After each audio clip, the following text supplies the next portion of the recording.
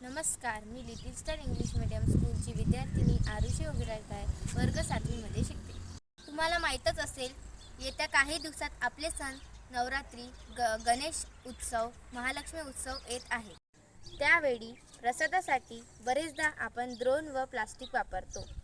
त्याने भरपूर नुकसान आपल्याला, आपल्या शरीराला व पर्यावरणाला होते.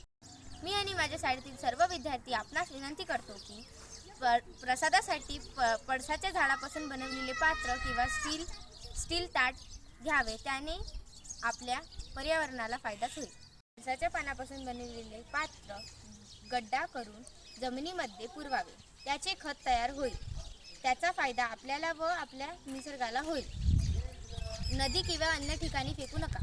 मला आशा आहे की सर्व माझ्या विनंतीवर नक्कीच विचार करणार. धन्यवाद.